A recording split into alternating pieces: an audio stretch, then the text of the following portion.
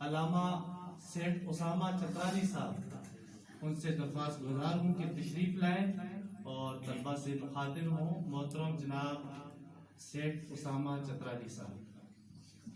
نعرہ تکبیر، اللہ اکبر، اللہ اکبر، سبیلنا سبیلنا، الجہاد والجہاد، طریقنا طریقنا، الجہاد والجہاد، اہلا وسہلا، مرحبا مرحبا، نعرہ تکبیر، اللہ اکبر۔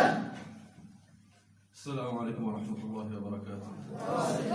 الحمد للہ الذی علم بالقلم علم الانسان ما لم يعلم، والصلاة علی محمد صلی اللہ علیہ وسلم، اما بعد۔ یہ جو نیند کے آپ لوگوں کے تاثرات ہیں، میں اپنے زمانہ طالب علمی کے جسے کہتے ہیں وہ اپنا چہرہ بھی مجھے یاد ہے۔ مجھے ویسے مدرسے میں اتنا رگڑا نہیں لگتا تھا جتنا میرے دادا کی وجہ سے مجھے رگڑا لگتا تھا۔ اسکول سے تو میں پڑھ کے مدرسے 1:30 بجے فارغ ہوتا تھا، لیکن 10 بجے تک گھر میں مجھے فراغت نہیں ہوتی تھی کسی بھی چیز کی، اور حفظ میں اتنا گم تھا۔ جب میرا اسکول میں ایڈمیشن کا ٹائم آیا اور مجھے لے کے گئے کہ مجھے پاکستان کا ترانہ نہیں آتا تھا، لیکن ہاں پھر بھی ان سب بچوں میں ایک عزت تھی کہ جب اسکول میں کہیں تلاوت کرنے کا موقع آتا تھا تو کہتے تھے جا کے اسامہ کو بلا کے لاؤ، ترانہ کہیں پڑھ لیتے تھے، ریکارڈنگ چل جاتی تھی۔ تو اس چیز نے کبھی بھی مجھے محسوس نہیں کرایا کہ میں کوئی کمی رکھتا ہوں۔ قرآن میں اللہ تعالیٰ فرماتے ہیں لو انزلنا هذا القرآن على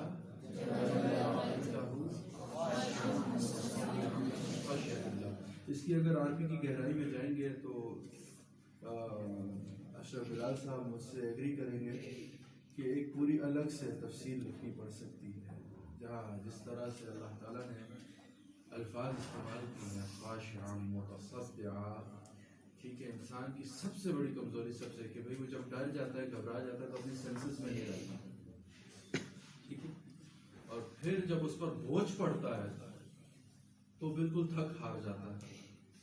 اللہ نے کہا کہ اگر اس کی ایک آیات میں اگر کسی پہاڑ پر نازل کر دیتا، اس پر اتار دیں تو وہ روئی کے پھوروں کی طرح ہو جائے اور ریزہ ریزہ ہو جائے۔ اللہ تعالیٰ نے آپ کے دل کو اتنی تقویت بخشی، آپ کے دماغ کو اتنا قوی کیا کہ آپ اس کو یاد رکھ پا رہے ہیں، اس کو لے کے چل رہے ہیں۔ لیکن بہت حفاظ دیکھیں جو قرآن پڑھتے ہیں، حفظ کر لیتے ہیں، بڑے اچھے نمبروں سے پاس ہوتے ہیں، لیکن کچھ عرصے بعد جب ان کا جائزہ لیا جاتا ہے تو وہ دیکھ کے بھی قرآن نہیں پڑھ سکتے۔ میرے بچوں، قرآن پڑھ لینا، کوئی اس کو یاد کر لینا بے شک ایک انعام ہے، لیکن اس کو سنبھالنا اور اس کے مطابق اپنی زندگی گزارنا، یہ اصل کامیابی ہے۔ اور یاد رکھیں قرآن ایک ایسی کتاب ہے، اگر آپ اس کی طرف ایک قدم بڑھائیں گے تو ایک 2 قدم آگے آئیں گے، جب اس کی طرف سے ایک قدم پیچھے ہٹائیں گے 10 قدم پیچھے جائیں گے۔ اور یہ میں نہیں، علامہ ابن جوزی رحمہ اللہ نے اپنی کتاب میں لکھا ہے کہ ایک حافظ اگر روزانہ قرآن کی تلاوت نہ کرے تو 10 آیاتیں بھولنا شروع ہو جاتا ہے۔ اور اس پر فیکچول بہت سارے ڈیٹا بھی موجود ہے کہ ایسا ہوا ہے حفاظ کے ساتھ۔ جب ہم نے دیکھا وفاق کے امتحانوں میں، ہم نے دیکھا کہ بچے وہ جو انہوں نے پورشنز کچھ لکھے ہوئے ہیں کہ یہاں سے وہ قرآن بھولنا شروع کرتے ہیں۔ اس میں کچھ صورتیں ہیں جن کو بہت جلدی بھول جاتے ہیں طلباء۔ تو قرآن کے ساتھ تو ایک اپنا تعلق ہونا ہے، اور اس تعلق کو قائم رکھنے کے لیے اگر آپ کسی مدرسے میں بھی آج کے بعد نہیں پڑھتے ہیں، یہاں سے حفظ کر کے چلے جاتے ہیں تو قرآن کو آپ نے حفظ کر لیا۔ اچھا، آپ کل جا کے یہ کہ میں نے اپنی مرضی سے تو نہیں کیا، آپ کی مرضی تو ہے بھی نہیں بالکل، یہ تو اللہ کی مرضی ہے، اس نے آپ کو ادھر بٹھایا اور آپ نے اللہ کی منشا کے مطابق اس کی حفاظت کی۔ حافظ قرآن پر بہت بڑی ذمہ داری ہوتی ہے۔ ایک اور چیز بچوں، ایک واقعہ اجازت سے شیئر کرتا ہوں۔ کالج میں تھے اور وہ بچے انہوں نے کہا جی آپ میں سے حافظ کون کون ہے؟ جب وہ حافظ کھڑے ہوئے انہوں نے کہا اس سارے شیطانوں کا ٹولہ دے تھے کالج کے غریب بچے سارے ہو جاتے ہیں. ٹھیک ہے.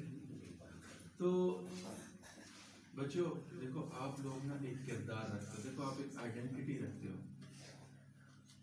داڑھی بڑی رکھ لینا, سر پہ ٹوپی رکھ لینا, ٹھیک ہے. یہ آپ نے کبھی دیکھا ہو, کبھی انٹرنیٹ پہ ان کو دکھائے گا جو یہودی راہب ہوتے ہیں ان کی ذرا داڑیاں کیسی ہوتی ہیں, وہ کتنی زبردست ٹوپی پہنتے ہیں, وہ آپ سے بہت بہترین لباس پہنتے ہیں. بچوں کردار آپ لوگوں کا, آپ کا اخلاق. رسول اللہ صلی اللہ علیہ وسلم نے ارشاد فرمایا اکمل المؤمنین ایمانا واحسنهم خلقا, اور ایک جگہ ان اکمل المؤمنین ایمانا واحسنهم, کہ بے شک تم میں سے کامل ایمان والا وہی ہے جس کے اخلاق اچھے ہیں. تو بچوں جس دن آپ اخلاق پہ رہیں گے اللہ تعالیٰ آپ سے کبھی بھی اس قرآن کی نعمت کو نہیں چھینے. آخری بات کے ساتھ عرض کرتا ہوں, سفیان ثوری رحمہ اللہ بہت بڑے بزرگ گزرے, امام حنیفہ کے استاد بھی تھے. ان سے ایک دفعہ امام ابو یوسف نے پوچھا کہ انسان سے تہجد کی توفیق اللہ کب چھینتا؟ انہوں نے کہا بدگمانی جب وہ کرتا ہے. یہ مطلب ایک عجیب سی چیز. اچھا بدگمانی کی کسی کے بارے میں آپ برا خیال رکھیں, کسی کے بارے میں بری بات کریں, کسی کے بارے میں ایک ایسا اندازہ لگا لیں جو کہ وہ بندہ ویسا نہ ہو, چاہے وہ ویسا ہو نہ ہو, آپ نے ایک اندازہ اس کے بارے میں لگا دیا. تو وہ کہا حضرت یہ کیسے ممکن ہے؟ اس نے کہا ایک دفعہ میں جب بغداد کی مسجد سے نکل رہا تھا, میں نے دیکھا ایک لڑکا بہت خشوع و خضوع سے دعا کر رہا ہے اور اس کے آنسو رک نہیں رہے ہیں. میں نے جب اس کو دیکھا تو میرا دل میں صرف یہ خیال آیا کہ کتنا ریاکار بندہ ہے, مطلب شو آف کر رہا ہے اپنے آپ کو. جائے اکیلے میں دعا مانگے اللہ سے. کہتے ہیں 40 دن تک میں جاگا ہوا ہوتا تھا, مجھے اللہ تہجد کی توفیق مجھے.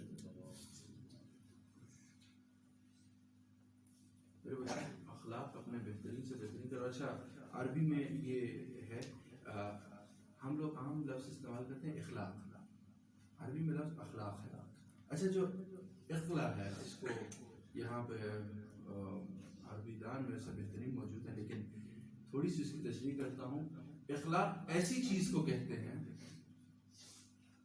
ایسا کپڑا جس سے گندگی صاف کی جاتی ہے, جیسے ٹاکی ہو گئی, ڈسٹنگ والا کپڑا ہو گیا, اخلاق اس کو کہا جاتا ہے. اصل لفظ اخلاق ہے.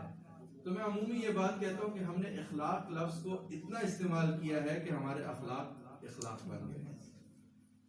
تو میرے بچوں اپنے اخلاق کو ایسا رکھیں, اتنا بلند رکھیں. آپ بڑی سے بڑی, میں بالکل ان سے کہ آپ کل منسٹری میں بھی بیٹھے ہیں, آپ کل جا کے کدھر بھی بیٹھے ہیں, لیکن آپ کو دوسروں سے جسے کہتے ہیں منفرد کیا چیز کرے گی, وہ آپ کا اخلاق ہوں گے, وہ آپ کے اخلاق ہوں گے. آپ کے کردار پر وہ کردار ہوگا آپ کا جو آپ کو دوسروں سے الگ کرے گا. تو اس کی محنت کریں. اور 2 عادتیں صرف جو میں حفاظ سے ہمیشہ جب بھی بات کرتا ہوں کہتا ہوں کریں. ایک, اپنے اندر عادت بنا لیں نوافل کو فرضوں کی طرح ادا کریں.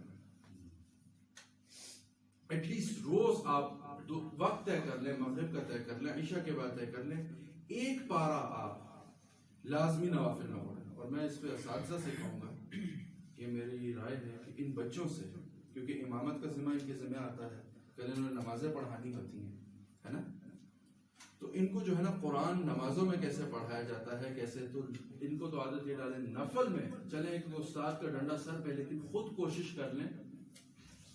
یہاں لکھ کے دے کے جا رہا ہوں, زندگی میں آپ قرآن نہیں بھولیں گے اگر آپ نے اس طرح سے قرآن پڑھنا شروع. ایک پارا لازمی, آدھا پڑھ لیں, 4 نفل پڑھ لیں, پاؤ پاؤ کر کے پڑھ لیں.